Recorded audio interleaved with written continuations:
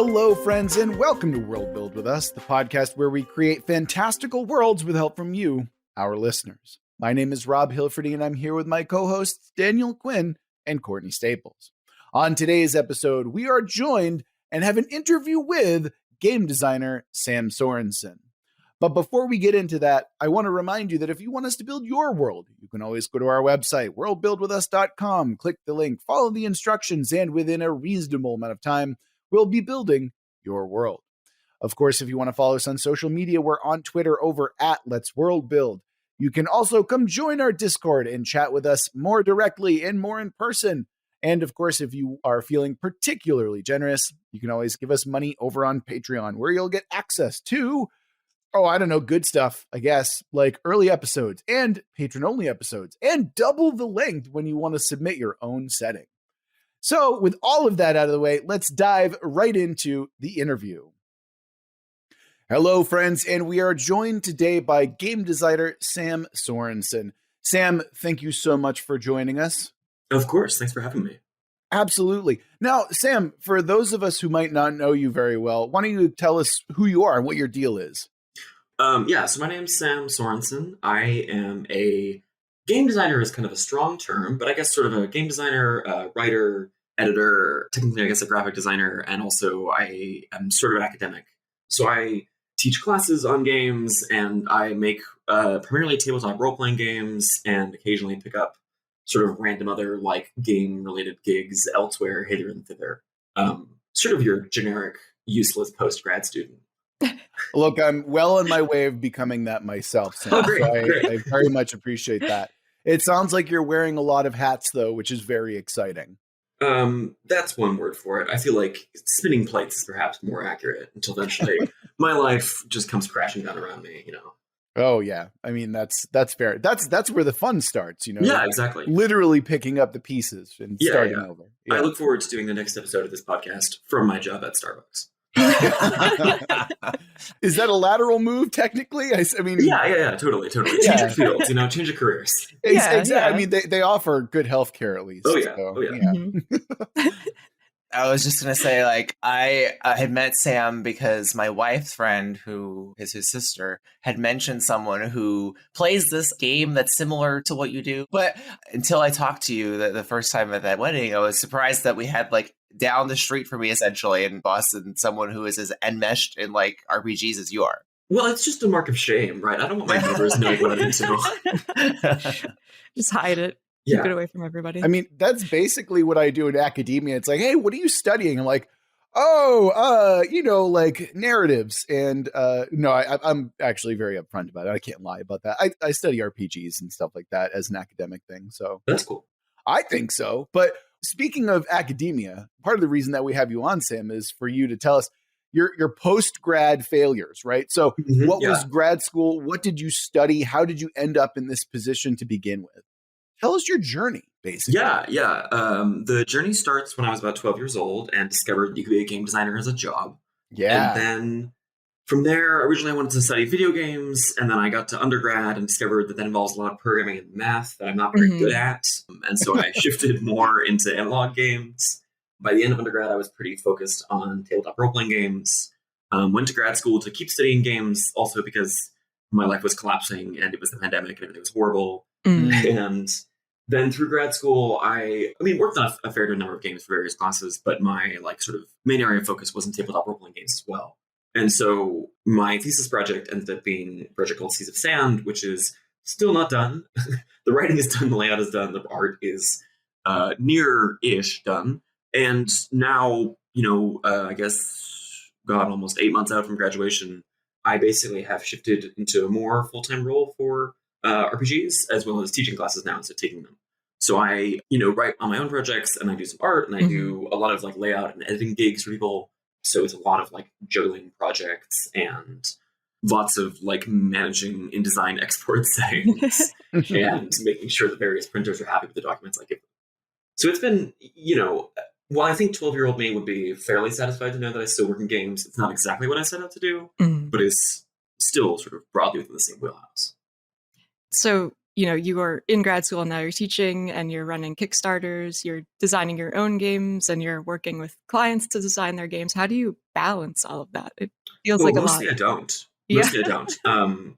Mostly it's just kind of a constant sort of like triage of like, okay, which of my 8 things I need to get done this week are most urgent today, right now? Sometimes down to the hour. Like, this is due at 8 p.m. and this is due at midnight. So we do the 8 p.m. thing first. Yeah. But, honestly, compared to deep in the pandemic, I guess, like having the reliability of classes is very useful. A, reliable income, and B, just like reliable structure to my week. If I know, okay, on Wednesdays I have to have lecture done. And so that helps me, figure out my times a little better. But there definitely are weeks where it's like, oh, okay, yeah, 4 different clients have just decided they all want to call things in on me. And so now I get to be up until midnight for 5 nights in a row trying to get all my work done. I feel like that's the life of any of us who want to work on anything outside of our regular life, where we're just obsessed with our projects outside of that 8-hour span.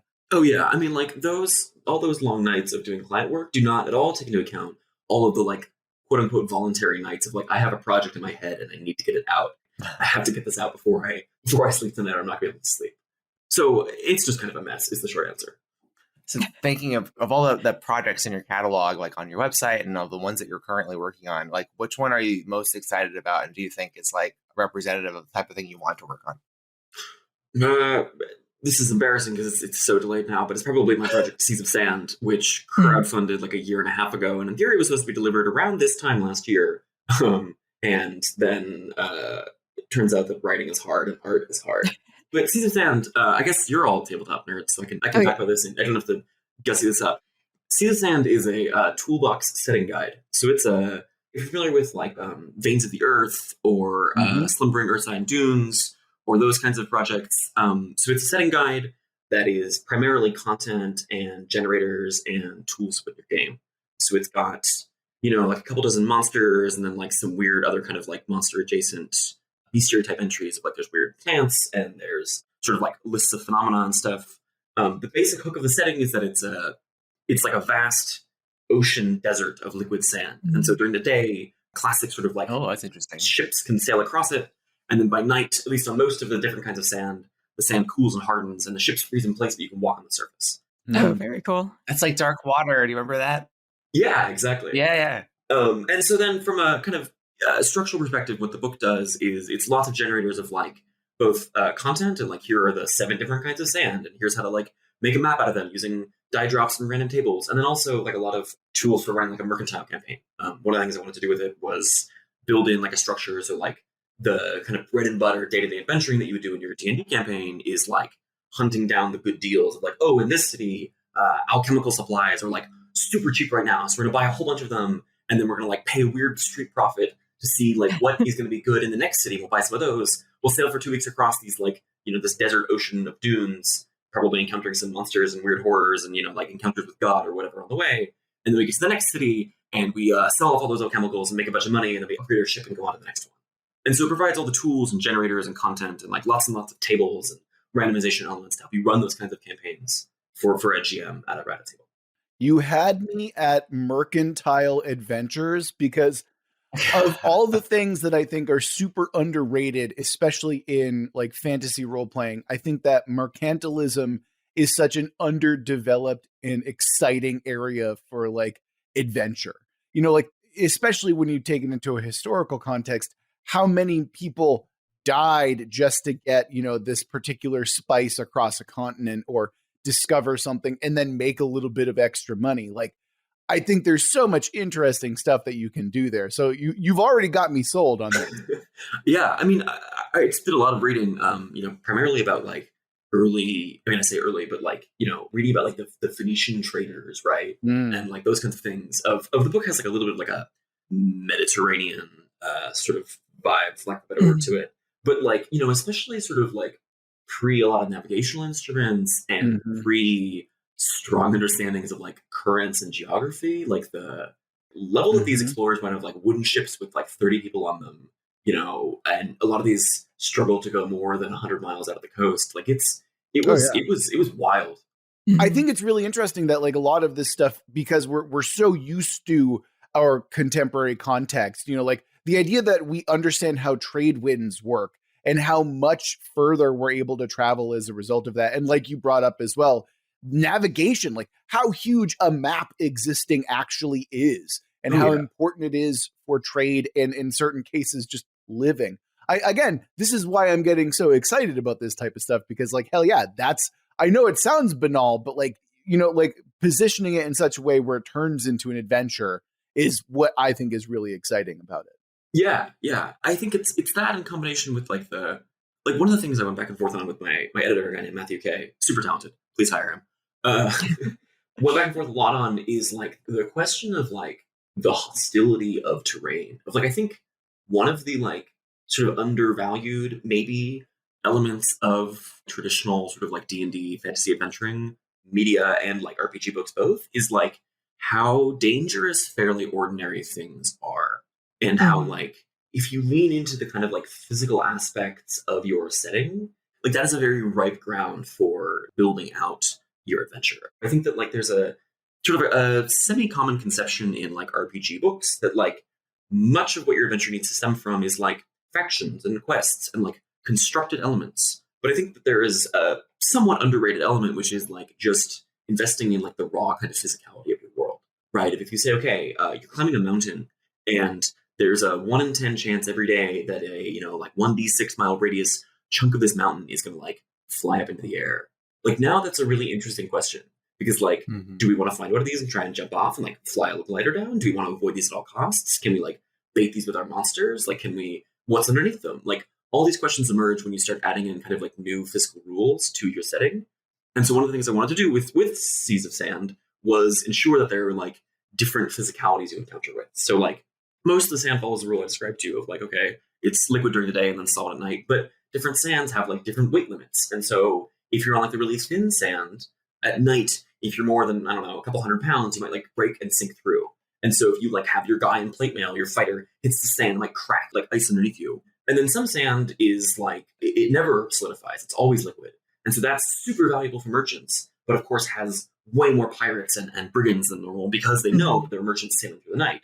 And other sand almost never liquefies. And so the trade caravans who take camels out love it. But if it does liquefy, like now you're in a field of boiling clay and you have huge problems. And all those intersect with like the weather tables that I have and like some of the kind of like monsters interact with physicality in a certain way.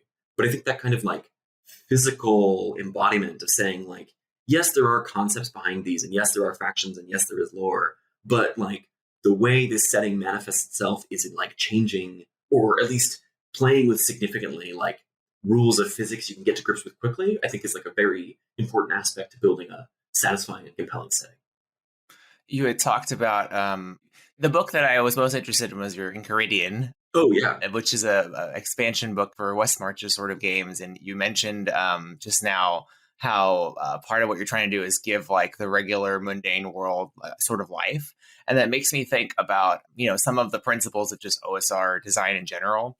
And I think it's fair to say like your books fit in that realm. Could you tell our listeners, what is the OSR? What does it mean to you? Yeah, so the OSR stands for either the old school revival or the old school renaissance, depending on who you ask. Historically, it's a movement that started kind of the mid to late aughts, right around the end of 3E and the start of 4E, in terms of mainline D&D, that initially started as basically a bunch of people saying, like, we don't like the new edition of D&D, meaning like third or even like late second in the 90s. Let's go play D&D back in the day, like how they did from the kind of late 70s and early 80s. So initially that started with a lot of kind of adherence to like OD&D and AD&D 1E and like Moldvay Basic or Mensker Basic, various sort of competing editions from the 70s and 80s. And over the past kind of 10 to 15 years has crystallized into a movement. I say crystallized, has crystallized further. It's still very fluid, into a movement that values, what are the principles? There's a few of these, sort of like more player freedom. So an emphasis on kind of sandbox and open design, a stronger emphasis on like lethality and danger, and that like you might actually die in the dungeon. Increased focus on sort of like, I guess I'd call it diegetic problem solving, of rather than saying the challenge in this room is that there's 2 minotaurs who each have, 128 hit points and resistance to fire damage. Instead, you say the problem in this room is that there's a big door with a key, and the key is at the bottom of a lake of acid. And you can see it down there, but it's going to fry your rope. So it's kind of like open-ended, much more kind of like I hesitate to use the word exploratory, but kind of like free-form problem solving combined with a lot of kind of like shifts towards more rules-like play.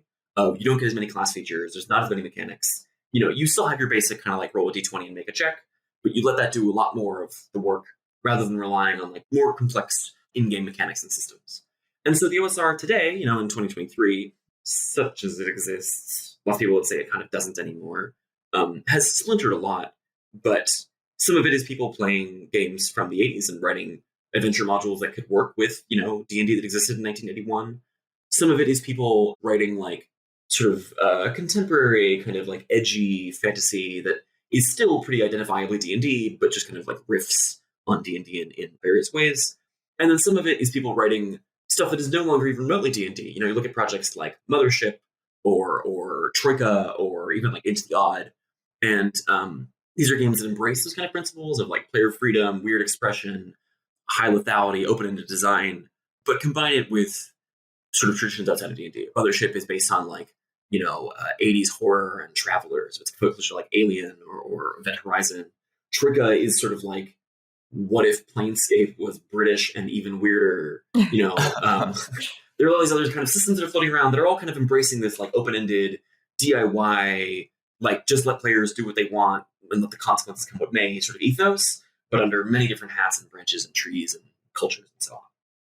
Now that we all know what the OSR is in such an eloquent explanation, when you were working on your Enchiridion and you were working on, this supplement for West March's sort of games, what were some surprising things you learned as you did the work? Oh, I guess this is 3 years ago now. My friend Isabel Kandai and I, we wrote a book called Azirian's Enchiridion of the West Marches, which is a ridiculously named 5e book for running West Marches games. And really, looking at that book now, I can't really see anything except all the things that I would change. That was the two of us and a bunch of my other friends. I ran a big 5th edition D&D West Marches game for like 2 years in undergrad, which was great. It had lots of problems. But basically, that book is us sort of trying to like reinvent the OSR without knowing what the OSR is. Of like, we have OSR conversion guidelines in there because in the last 6 months, we kind of like discovered the culture of the OSR and like realized we did a bunch of things wrong. But like the majority of that book we wrote when we were just like mostly playing D&D. This was the game that we wanted to play. And we had some vague ideas of what we were doing, but like didn't really know what was happening. And so a lot of the mechanics in there, I look at now and I see them as incredibly clunky and incredibly 5e centric. And like, now I know dozens of more elegant ways to do all of them. But that book was us sort of, I think, reaching many, if not all, of the same conclusions that the OSR kind of had, with only peripheral influence from kind of the main line of the culture of the various sort of scenes and cultures of the OSR. And so the Enchiridion, now I think if you are in the position we were of you have only ever played 5e or have played 5e in a few other systems or like a lot of like, story games and Apocalypse World, that kind of thing, but are not familiar with kind of like OSR thought, it's a decent entry point. It's okay. But I think a lot of the stuff in there now I look at and it just feels very 5e brained, for lack of a better word. I'm very curious because I'm a huge fan of a West Marches style of game. I'm also a big fan of, for example, the Alexandrians' take on West Marches, but also the Perilous Wilds, which is one of my favorite secondary sources for West Marches style games ever. And I use it regardless of, system that I'm running it in. I'm very curious as to what kind of resources you utilize when you're kind of not just putting it together, but maybe after reading them or going through them, made you look back at your own Enchiridion and kind of rethink some things. Oh boy, there are a lot of these. So at the time when I was working on that old West Marches campaign, the majority of the influences we had were like video games. I spent a lot of time looking at like how Darkest Dungeon operated in its systems, or how Destiny worked, or how like Dark Souls levels were designed, or how like Breath of the Wild used weenies in interesting ways. Of like, we were all video game designers. We were all in undergrad studying video games, and so that was the majority of the references that we had. And so a lot of what the project initially started as was like trying to convert not necessarily like literal systems, but sort of like video game thinking into a tabletop RPG. Nowadays, though, I mean, like with most things in the OSR, it pulls from my home game now pulls from a variety of different like random sources and materials and blogs and systems published in 2010. So one of my current games that I'm running, which we've nicknamed like the mean game because it's sort of vicious and cruel. Like that uses the stat blocks and some of the saves and the boasting system from Luke Gearing's Wolves on the Coast. It uses a modified version of the inventory rule from Troika. It uses overland travel procedures that hybridize some of the stuff that Into the Odd does with an unreleased book that my friend Jason Ripplinger is working on that involves using like gradient elevations on a map to take exhaustion. It uses the exhaustion slots from Jason Tucci's Grave and Knavehack. It uses some of the like setting elements from my own book, Lowlife. Oh, and then it uses the magic that's a hybrid of Wolves on the Coast as well, combined with Wonder and Wickedness and Book of Gob, which I have on my shelf but haven't read. Oh, I love that book, Wonders and Wickedness. Yeah, that's a great book. Like, and it uses weather tables from Daniel Sell's old blog post about using weather flowers and hex maps. And so, like, most of my OSR work now is basically like just trawling through blog posts and other random systems, and then looking for the things I want to steal. Oh, and this book also uses the attack value system from Whitehack as adapted by the vanilla game. So there's, I could probably come up with another dozen random systems and references to pull from and say, like, this is what I'm working on right now. For the West Marches specifically, I guess, if I was going to do it now, if I was going to run a West Marches game right this second, I would run it on a hex scroll. I would just make hexes that are kind of in the classic style, based on a lot of like Luke Gearing's work with like Wolves on the Coast and Empire of Texas. And I would use like weather hex flowers, and I would use, sort of like classic OSR encounter tables with probably like scaled ones of like, you say your classic 2D encounter table, you can set them by saying, okay, this one goes up to 16, and then you add +1 if you're carrying fresh meat, if you're within 5 miles of the vampire castle, or if you have open wounds that are bleeding everywhere, then you add +1 to each of those. And then a 15 is a vampire, and a 14 is a werewolf, and a 13 is a, lesser vampire spawn, and then 2 through 12 are standard D&D monsters or something like that. I've got to ask, given that it's called the mean game, how many characters have you slaughtered mercilessly in this game? Oh, I mean, in the mean game, I'm trying to think. We only played 6 or 7 sessions, and I actually only one PC has died. Okay. But other than that, one PC lost their arm when they fell off a bird, and then they got their fingers eaten by flesh-eating moss. Another one had their ears hacked off by a strange man on a mountain and is choking on silver dust from trying to cast an invisibility spell. Another one is invented with nycteranthropy, like werebackism, and is also an 89-year-old man because he got aged by a ghost. Oh my god! One of them caught Trenchfoot briefly and had to have some of the toes severed. Wow! Another one might have the black lung, but they don't know. All these problems. Just your average stuff, Yeah, totally. I can totally see fine. why it's called the mean game, because death is in fact kinder than what you're inflicting upon me. Yeah. When you listed all the various things that you've stolen from the world to build this mean game, at least in the running of it, it makes me think of which you've also talked about, the DIY nature of the OSR as a movement. And you're very much involved in the zine scene. Could you tell us what the zine scene is, and what does it mean to the OSR in the context of this DIY culture?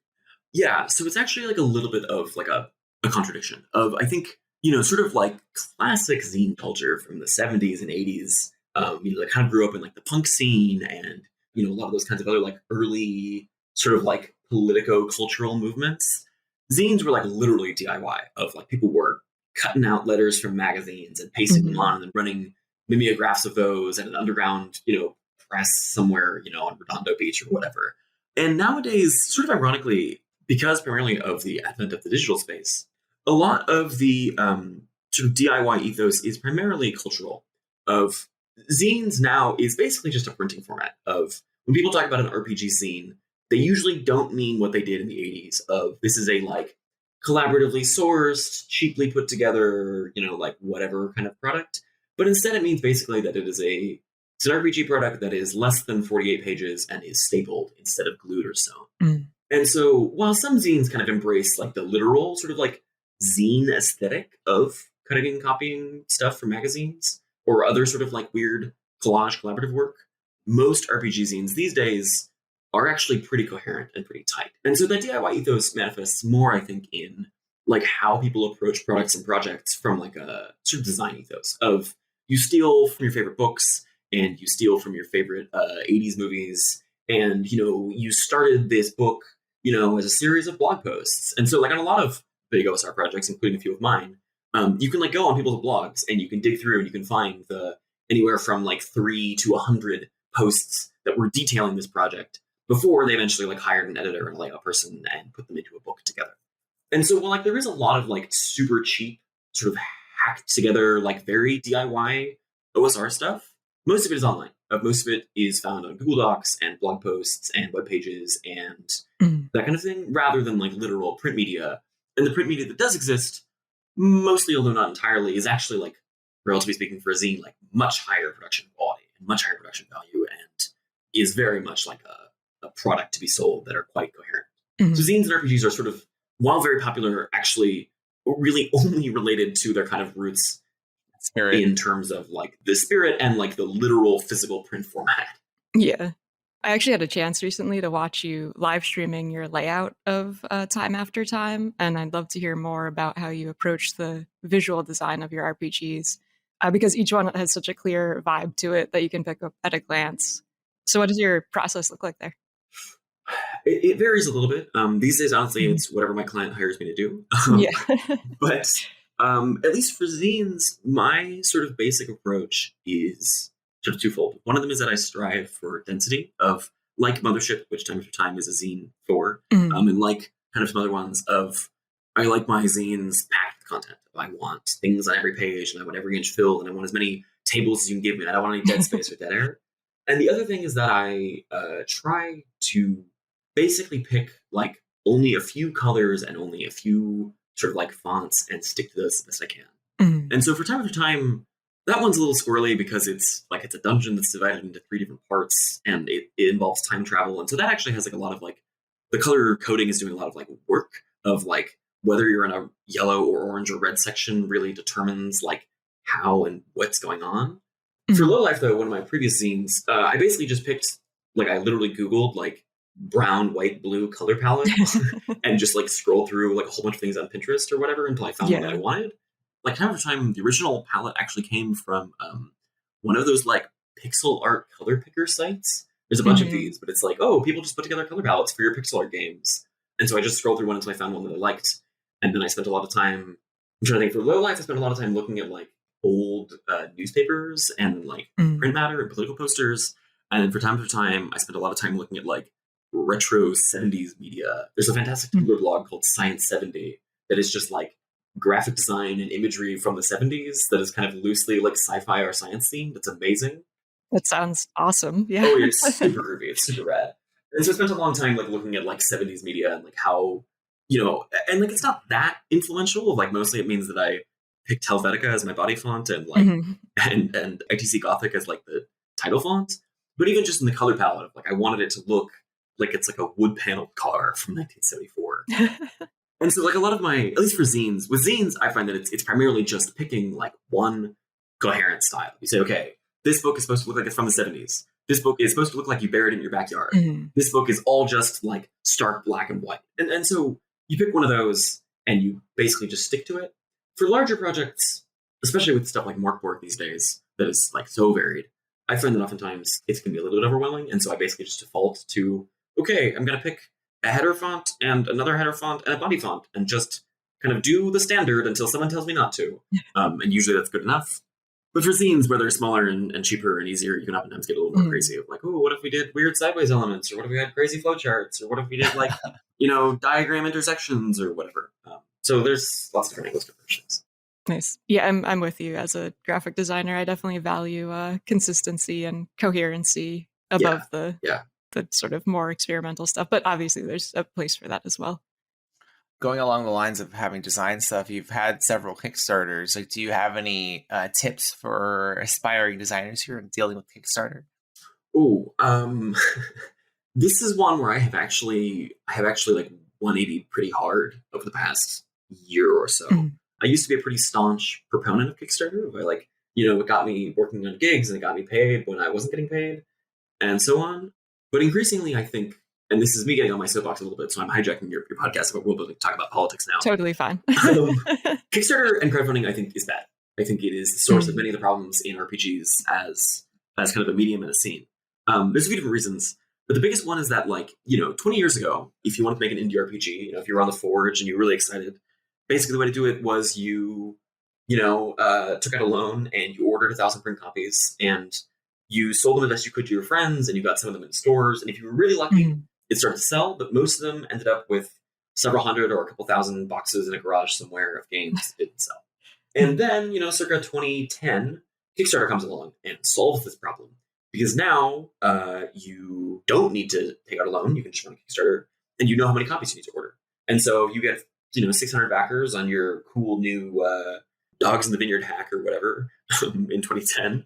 You get your 600 backers, and then you say, okay, great, we're going to order 1,000 copies. And then you send out your 600 to your backers, and then you send out 50 of those to the game shops that return your calls, and then you have 350 sitting in your garage. But since your Kickstarter put you in the black, you no longer are in debt, and thus the urge is much, there's much less urgency. Or you use drive-through and you just sell them drive-through. But what that has created between drive-through and this kind of like Kickstarter loop, it means that there are people who are successful, but their games never end up on shelves. And that works for a few people. You look at like Kevin Crawford, starts at that number, Kevin Crawford, and he just sells everything on drive-through.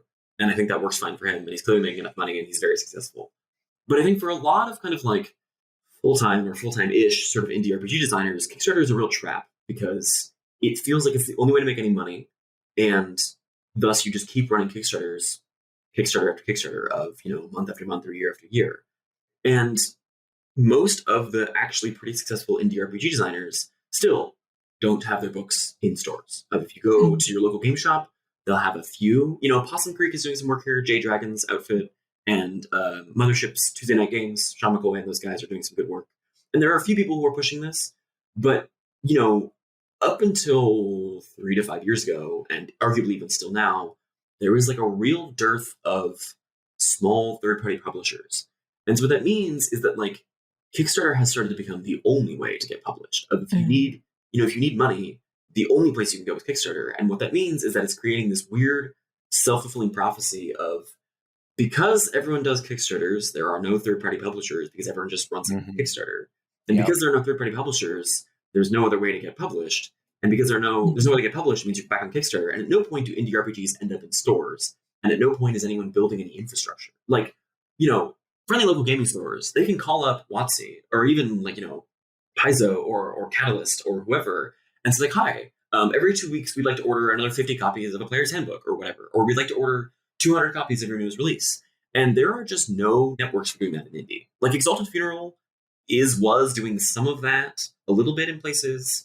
There are a few other places, a few other outfits, like Spear Witch or Rook's Press or Soul Muppet or Space Penguin or a few others that are trying to do this. But like the lack of infrastructure over the past 10 years, in large part because of Kickstarter and crowdfunding, has meant that while indie RPGs are more popular than ever, they have almost no discoverability unless you were already like online in the right circles. If you walk into a game shop and you can't see these because Kickstarter has created this loop where rather than having writers and publishers and distributors and designers and so on in like an actual ecosystem, instead you have 10,000 people who run Kickstarters and do everything themselves because there's no path forward to get out of Kickstarter.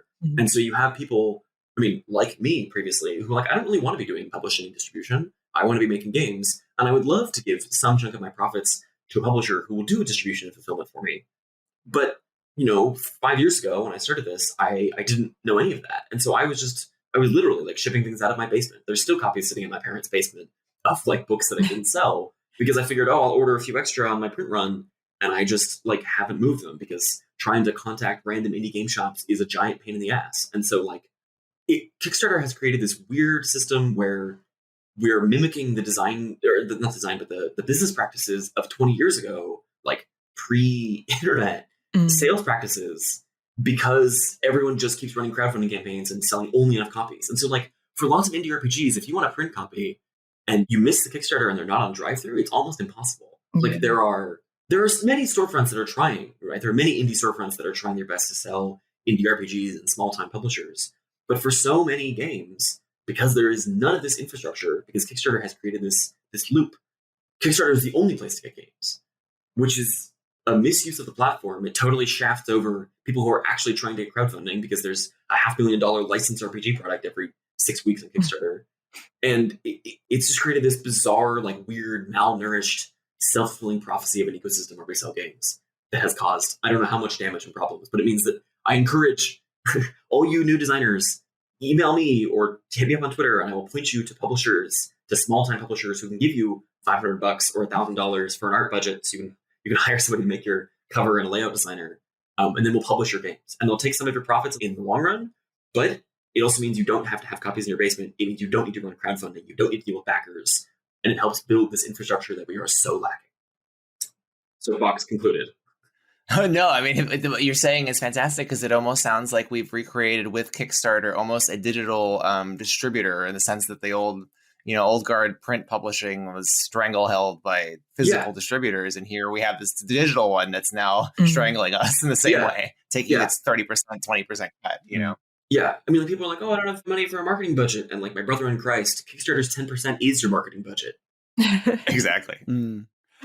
How much of that would you also have to blame for like the move to digital, right? Because I'm thinking of when D&D 5e came out, right? There's the whole Dungeon Masters Guild. That is like a caged off kind of like, hey, you want to play in the playground? We'll give you this opportunity. And that I see as a way to kill off third-party presses as well, is to give that kind of freedom, but also on such a short leash that they're not allowed to do that. But then there's also this massive movement towards PDFs, towards digital distribution. And I see that as another huge aspect of the lack of physicality, lack of actually having books, because some of my favorite books that I've read have been just PDF files. And then maybe, like I'll go out and buy a physical copy. Like, for example, I just picked up a copy of Monty Cook's Tolus for the first time because it's like, hey, I have a budget and I'm just going to go grab a $150 physical book. How much does that have to play into it as well? That's not just Kickstarter, but like it's an industry problem, not just a Kickstarter specific thing. So I think there's a few different things in there. I think the DMs Guild that WotC runs is pretty like pernicious. Of like, it's pretty evil. Of like they take half your profits. Yeah. Oh wow! But at the same time, like I got started in the DMs Guild. My first like 2 or 3 projects were all in the DMs Guild, and like that was how I dipped my toes into RPG publishing, and I made $200, which kept me in pizza money in undergrad, and like that was my first baby step into like trying to make money on something I published. So I think that while it is bad, it certainly could be worse. And I also am kind of inclined to say that like I think just because it gets people into like it presents a relatively safe way of getting into publishing a little bit, I'm kind of still mildly in favor of it. Drive-through I think has caused some problems in the same vein of like because everybody's just printing on drive-through, like it means that you aren't printing in stores. But I also think the drive-through is fantastic because it's such a safe way. If you have literally a budget of $200 and so you're going to get 2 pieces of black and white art and then do layout yourself in PowerPoint and then just throw together in a PDF and hope to God it works. Like drive-through is amazing because you have to pay the $30 to get yourself a proof copy and then they will do everything else for you. And so I think the drive-through is like actually very good. As for digital things, like I agree that the medium has shifted towards PDF and you certainly see like PDF centric design more than you would 10 years ago. Like there are adventures now that are structured so that you can click around in links through their page links and stuff like that like don't work as well in print.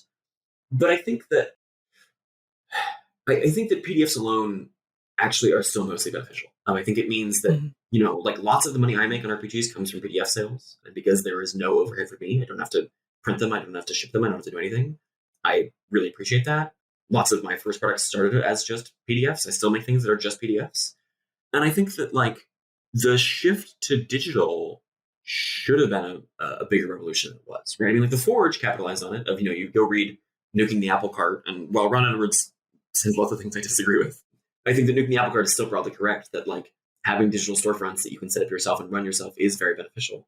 But I think the digital, like, while there's an argument that, PDF sales are cannibalizing your print copies of like some chunk of people are going to be buying PDFs instead of buying hardbacks, I think that the amount of eyes you get from PDFs and the amount of people who would buy a PDF and nothing else.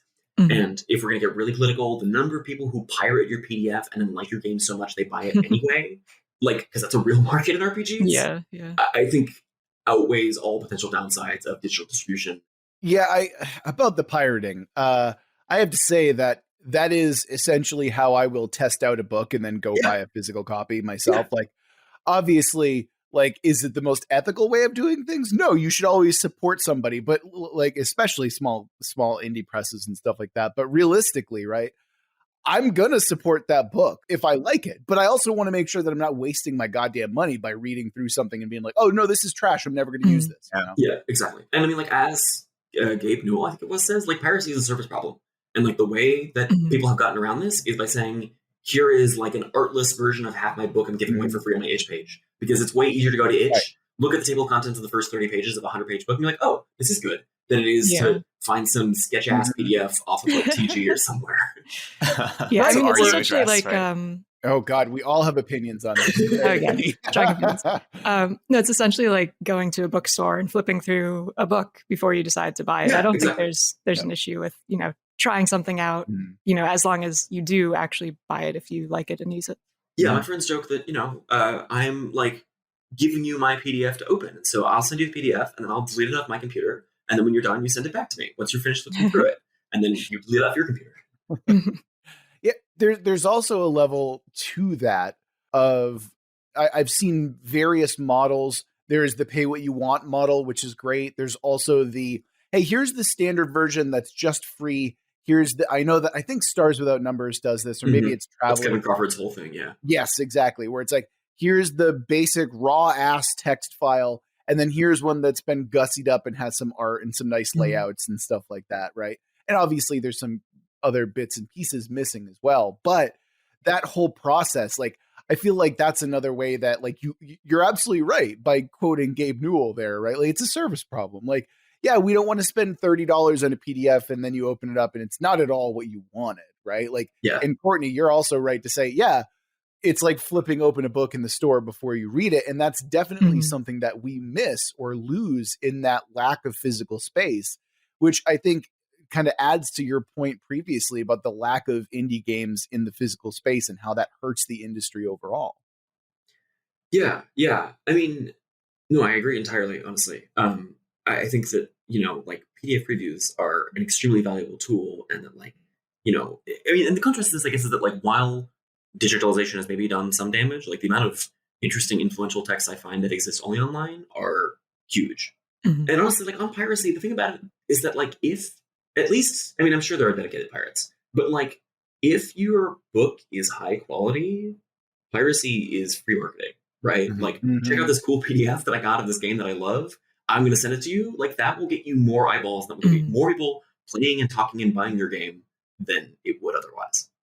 Yeah, I mean, the books that I've downloaded to look at to understand, like, what is the content in this, the ones that I really loved and admired, I ended up ordering. You know, and sometimes I would go out of my way to order, like, the print-on-demand version if they had that available, if they didn't have a physical book, which was more expensive typically than if it were printed. Yeah.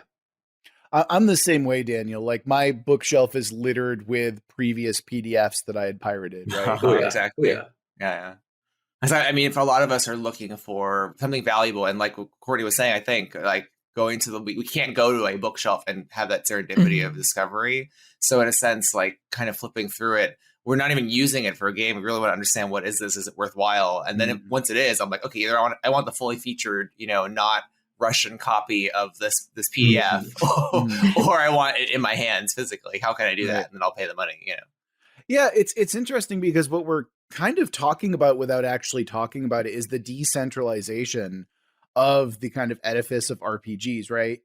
Like, Sam, you brought up the game store as kind of like the nexus for gaming. And, like, I think with digital, that just is not true anymore to a certain extent. Like, I think that those places still exist and are valuable, but, like, overall, like, you have so many more options about, like, who am I going to go and trust and get this product, or about product reviews, or, it's just an interesting kind of look into how the system has changed so much. Yeah, no, I think that's true to some extent. Of certainly for indie RPGs, the, like, marketing nexus has moved. The kind of counter argument to that, like, as I would present, is that game shops are still great. I love game shops, and, like, the benefits of them are not, I think, purely, like, marketing. Like, the reason I go to my game shop most weeks is not because I am super curious to browse the RPG shelf that changes once every 2 months. It's because I have friends there that I run and play games with. It's because there are people there that I know who work at the store. It's because people come in with their homemade projects they're working on. I've helped people be like, oh, like I've had people who I've met at the game shop, message me in Discord and be like, hey, Sam, I'm working on a one-shot. Like, can you look through this? Or, like, do you have any suggestions? Like, it's a way to build community and friendships and, like, things beyond just marketing edifices in a real way. Oh, that's absolutely what I was getting at. Like, because you mentioned it in your response that, like, Discord is becoming a place where it's like, that's where indie RPG people go. That's where you're going to meet bigger communities. But also, like I was saying, and like you said as well, the game store is a place for community. It's where you can meet people. It's where you go to hang out, right? Yeah. Yeah.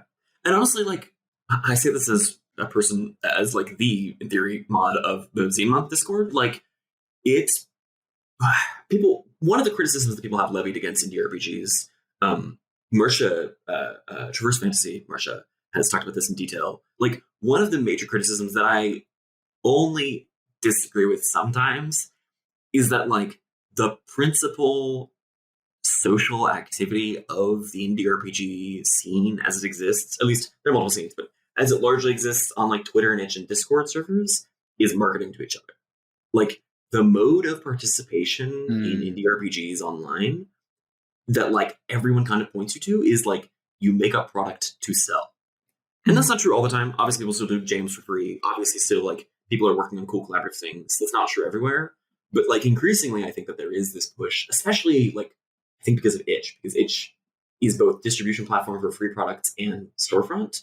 There is this weird shift towards like, if you want to be really involved in the scene, like in the same way that people who play D&D, players move to become GMs, and then GMs go on to make their own adventures.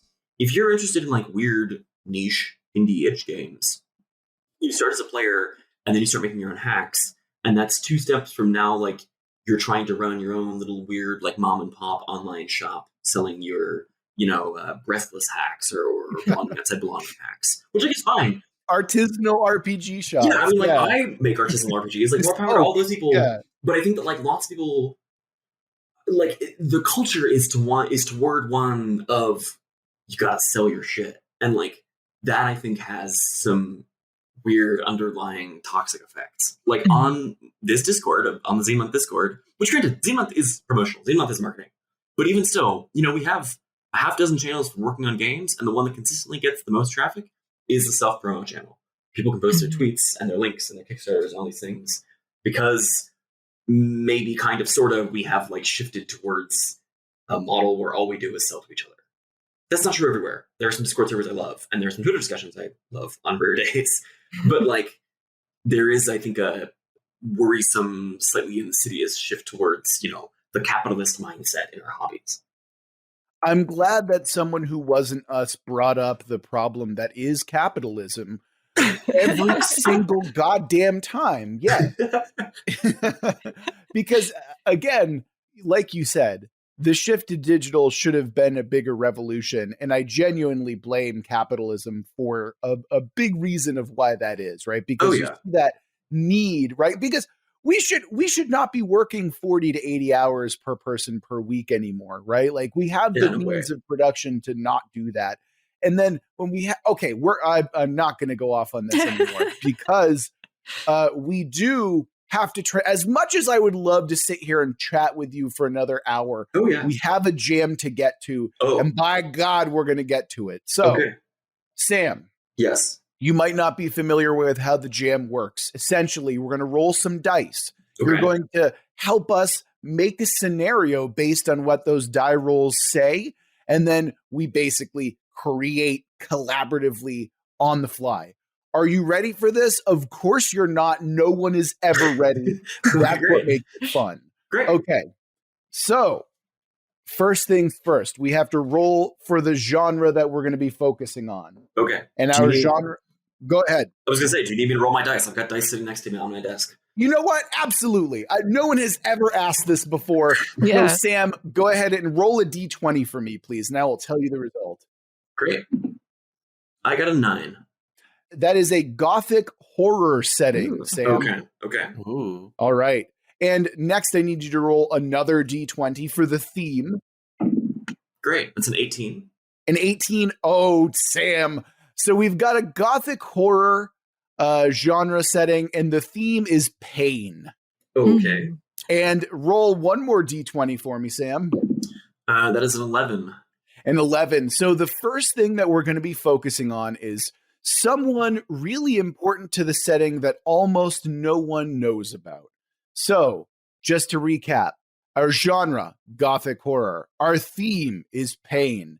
And the first thing we're focusing on is someone really important to the setting that almost no one knows about. So, Sam, as our guest, you get to start us off. What are your initial thoughts? Where do you want to start us? I guess in the spirit of just being on a podcast and not having a plan, we'll just jump straight into this. Normally, I would ask a bunch of questions of like, what's our structure? What's our tone? Blah, blah, blah, blah, blah. Let's just go straight into it, though. You get to set that tone. Okay, That's the okay. thing. Yeah. Then in that case, if our theme is pain and our setting is gothic horror and we need someone important who no one knows about, this is the Queen's living body bag, right? We have Queen, totally not Victoria, who sits on her throne, wired into it day and night. And beneath the throne, there is her 3 living children who sit there, 3 secret children she had, who sit there with Mad Max blood bags hooked up to their veins, dwelling in darkness and seeing only the select waiters and butlers who descend them to feed them. And from their bloodstream is channeled upwards into the throne where the queen sits.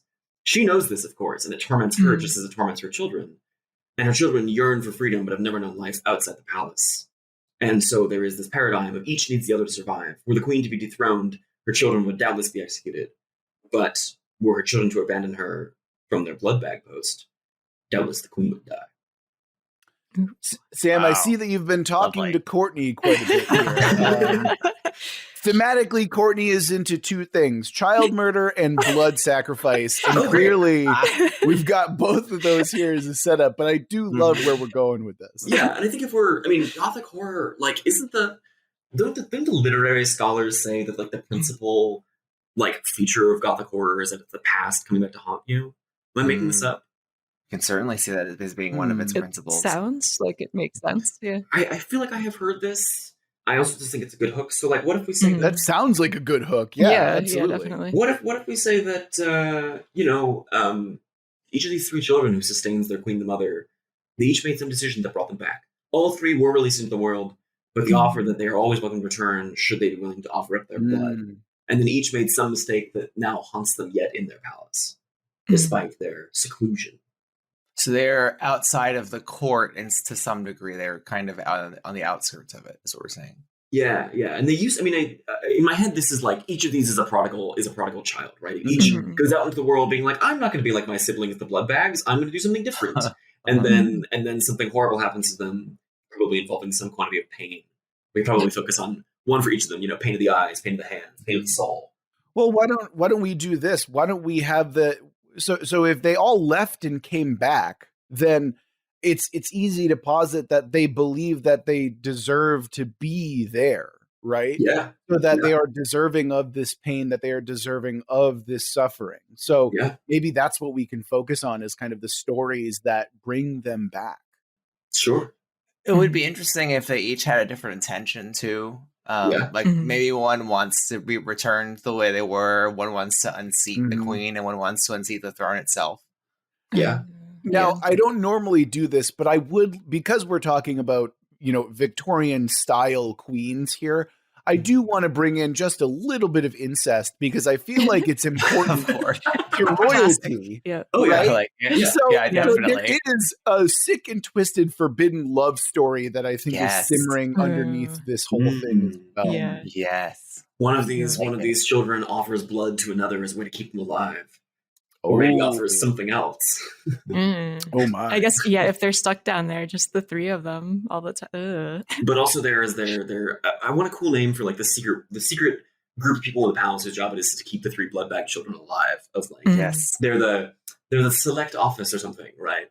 And so maybe some of these select officers also may have some kind of trysts with them. You know, there's something. Oh, yeah. My horror friends say there's something very erotic about being like the one to day in and day out hook someone into various machines to draw the life force out of them.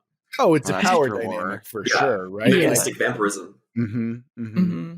Yeah, and obviously we don't want to call them like the Blood Maidens because like that's a bit too on the nose, right? A bit obvious, yeah. I mean, I think they have names, right? Of course, they're Horace and Waitley and Annabelle or something, right? yeah. You know, Cecilia. You forgot Nigel, but that's Oh, true. okay. Yes, Nigel. How could I? Everyone forgets Nigel. Oh, I wonder too if they have a certain degree of political power, despite being these blood nurses, in the sense that they're connected. I mean, if the select office must have some power, they must be connected to the other families that are, you know, adjacent to the queen. And we were talking about trysts too. So, like, initially, you know, you'd probably think like, oh, the kids who are, well, not kids anymore, but the adult children who are down there serving as blood bags are probably fully the victims, but maybe they are using sex and other means to sort of sway the select office to do their bidding. Yeah. And if we're going with the angle that they returned from, you know, they aren't mandated to be here and be blood bags. Maybe there's pressure on them, but they did have the option to leave, and yet they returned anyway. Yeah. Because of political ambitions or personal ambitions. That certainly opens up new fields as well. So these children aren't recognized as full-blooded children, correct? Like of the queen, right? That's kind of what we're going with. Or they're all believed to be dead or something, right? If they were written off. Oh, they went out into the world, and one of them went to America, and one of them went to Australia, and one of them died in the wars. But actually, all three returned. Yeah, I think that makes sense because to me, it seems like the story is centering upon A, their return, and B, their individual ambitions. I was the reason I asked this is because I imagine that the people who are like handling them are people who still know and are trusted with the knowledge that they have come back. And who better to trust someone with that knowledge than their own father to do it, right? Of course. Yeah. Prince Consort, head of the select office. Exactly. Yeah. Love it. Which is equally horrifying and gruesome and again brings in some of that gross incest that I was talking about previously. Yeah. So then if our theme is pain, who isn't in pain? Who's the one person in the story who gets to be the other side of the coin? The queen, clearly. No, the queen feels guilty. She feels guilty about it. I think she's a psychopath. Well, how old is the queen if she requires this 200 years old? Oh, she's been on the throne for 100. Exactly. Yeah. You know, the sun never sets on her empire. Yeah. Right. She benefits from this endless supply of embryonic fluid and blood. She's fat on her. Where's the embryonic fluid come from, dude? We don't know if she's We don't know that she's blending embryos on top of this. She very well could be. I think she's fat and happy in rich society, and the other half of the story is this beautiful existence she has with all these people, despite the horror beneath her, literally. I think that the Prince Consort is actually the one who actually enjoys this because he gets the pleasure of knowing, of keeping people under his thumb. Like there is a power and a pleasure that they take in. I think it's far more interesting if the queen herself wants to die and wants this pain to end for everyone. There is a tragedy to that figure. And it also adds a thing of like, there is a theme of like royal pressure, right? Like there's an expectation of royalty and, you know, like no one else can handle that but her. At least that's what everyone else has been telling her. And that's why she continues to live this tortured existence. I think you could have both of those if you want her to actually secretly be guilty. But I do think the idea of there being the front face of this world seemingly is clean and in order, but having underneath it a horrible throne of blood would work with that. Hey, that's thematically appropriate with imperialism, Daniel. And if you want to lean into gothic horror, it could be that, you know, over the long arc of our queen's, you know, centuries-long reign, she started out being that this was great, and then as successive generations of her children were sent down into the oubliettes beneath by the select office, the guilt begins to mount and grow as her decisions of the past come back to haunt her, sometimes literally. Absolutely. Okay. Yes. This all sounds amazing. This sounds so exciting. And now we get a chance to shake things up by adding a random twist. So this time, Sam, we can't have you roll a die because that kind of spoils the whole deal. But for me, let's see what I get. Oh, our twist this time is now make it strange. No, stranger than that. I feel like we've already gotten some strangeness. So how do we turn this into something even more bizarre? I mean, I've been playing Bloodborne recently, so my knee-jerk is to say cosmic horror. Actually, it's the blood of the old world. It's visions and stuff, but that feels a little played out, mainly by Bloodborne. Yeah, What what if, isn't played out is Bloodborne, because that game is a fucking masterpiece. Oh, yeah. No, Bloodborne is never played out, but I feel like all of us trying to imitate Bloodborne are played out. Yes, that's fair.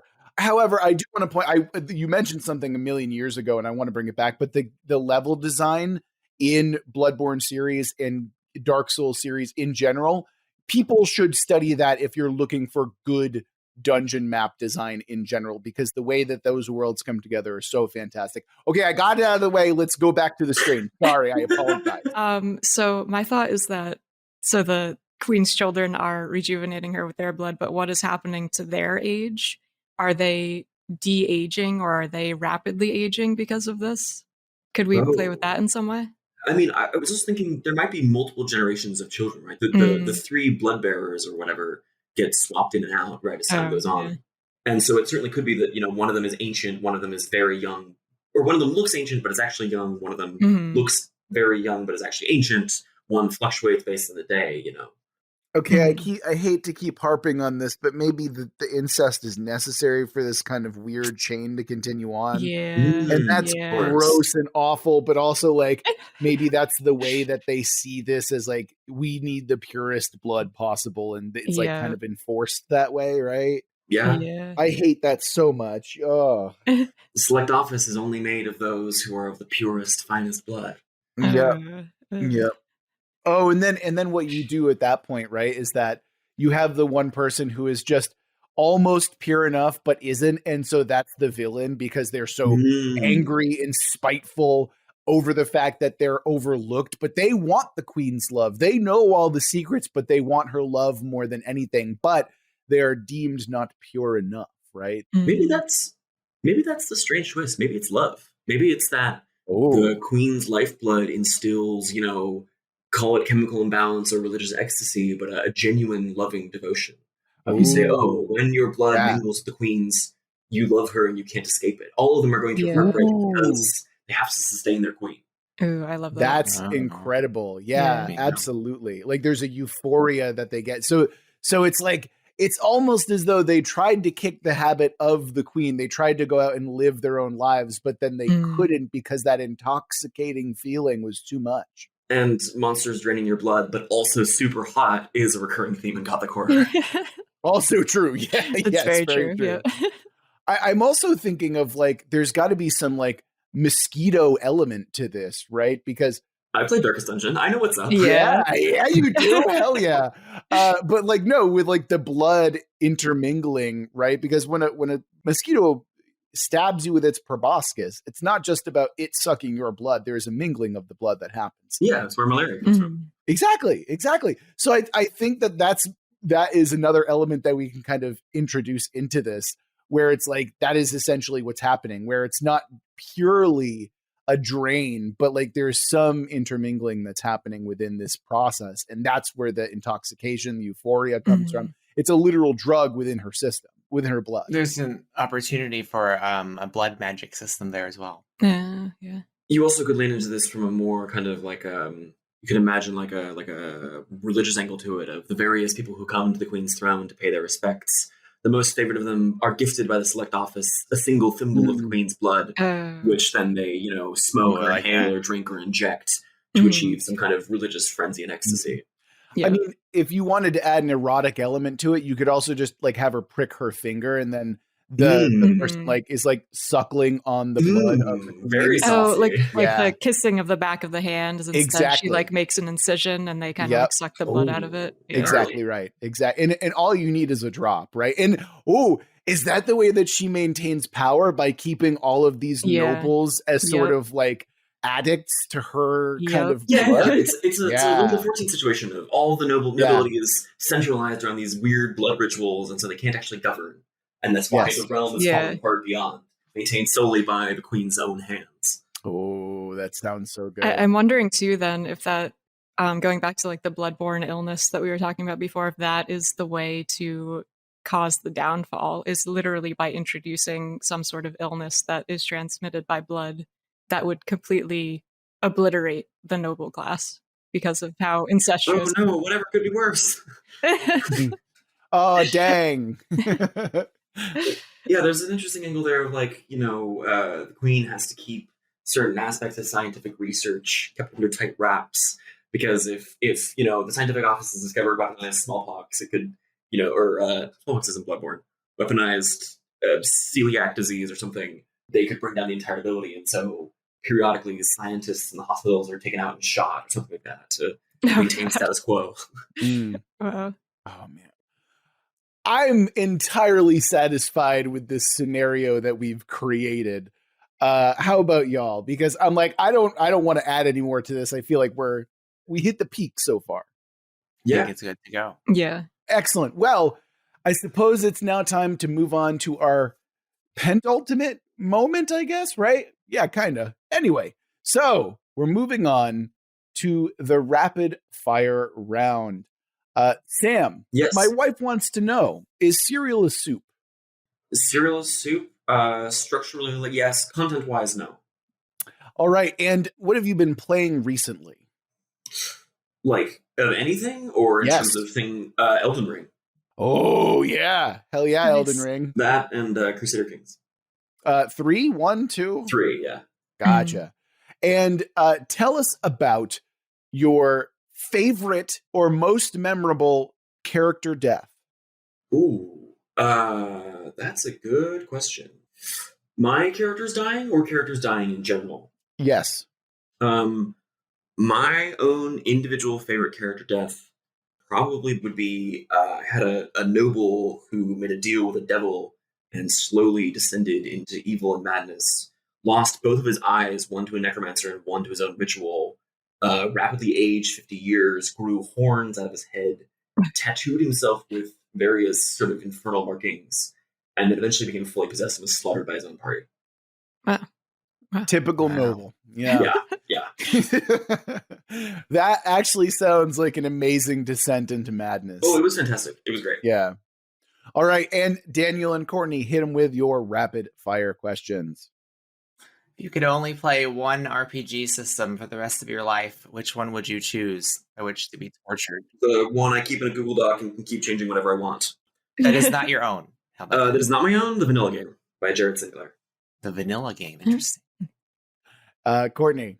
So based on your Twitter handle and your drive-through RPG account, you seem to like goats a lot. Why is that? When I was a freshman in undergrad, and Lionhead Studios, Peter Molyneux's studio, had just folded, and so me and my friends joked that we were going to start one called Sheep's Head, and then we did pick different farm animals, and so there was Sheep's Head, Pig's Head, and Goat's Head, and I'm the only one who kept the name. Okay, I gotcha. We also have a question from a patron, Diploraptor, who asks, what RPG podcasts do you enjoy, if any? Oh, my favorite is Trying to Be Kind. It's it's really the only good RPG academic podcast run by 3 disillusioned ex-academics who read through various sort of academic RPG texts and largely dismantle them and destroy them. It's great. Interesting. I hadn't heard of that one. I'll check it out. I haven't either, and I'm instantly going to download and listen to that because that sounds very amazing. good. Yeah. All right, Sam, name someone who is not yourself who you'd love to give a shout out to. Luke Gearing. He's a designer that I admire a lot. He's got a long-running Viking hexcrawl project called Wolves Upon the Coast. It's super good. It grows every few months. It's amazing. It's the best hexcrawl ever made. Wow, that is high praise. And then finally, Sam, tell people where we can find you and your work. Easiest place to find me is on Twitter at Head of the Goat. It's all one long word in the handle. My work is scattered around, and my website is now about 1.5 years out of date. You can find my work on itch.io. That's samsorensen.itch.io. You can find it on DriveThru at the Goat's Head. You can find it on various shadowy Discord servers and itch alts that I'm not going to list here. But largely, if you check my Twitter, I have links to most of them in most of the convenient places. Fantastic. Sam Sorensen, thank you so much for joining us on the podcast. It's been an absolute pleasure. Yeah, thank you for having me. It's been a great time. And we're back. So I had an absolute blast talking to Sam. And Daniel, this is just someone you ran into at a wedding? No. So when we were looking for guests a long time ago, a friend, so my wife's friend, who is his sister, mentioned, as I said in the episode, that she knew of someone that had something to do with games. She has no idea what we do or what RPGs are. And so I was like, okay, well, let's try and make this happen. But the problem with his sister is that she does not answer texts. She doesn't follow up with emails. The only way you can talk to her is if she's physically in front of you. She has the temperament of Phoebe from Friends. Like, literally, that's who she is. I don't know what that means, Daniel. I've never seen Friends. She's very wacky. To be fair, his sister's like a nuclear physicist, but she's a very wacky kind of character. That's what Phoebe is. But anyway, so I finally met him at a wedding for one of our mutual friends. And then I realized, oh my gosh, this guy's like studying RPGs and he's like totally enmeshed in the scene. He's making them. And I'm like, we definitely need to talk. So that's how I ran into him. And it obviously worked out pretty well. I think that we had a fruitful, interesting conversation. Man, there's so much there. I say this often, but I really do feel like we could have went another hour just talking to Sam about, I don't know, whatever. Oh, easily. Yeah. Also, can we talk about how fucking weird and gross that gothic horror setting ended up being? Like, damn. I was a fan. I thought obviously you were a fan, like, Courtney. Great for me. I loved it. Yeah. Courtney, yeah. Oh man, yeah. Courtney's over here like, yes, tell me more. But yeah, and I feel like I probably could have nerded out a lot more with him on graphic design too, but I didn't want to turn this into like the font podcast. So yeah, you go to the Twitch and do that, Courtney. Absolutely. Oh, we should start a podcast called the Font Podcast. I would listen to that.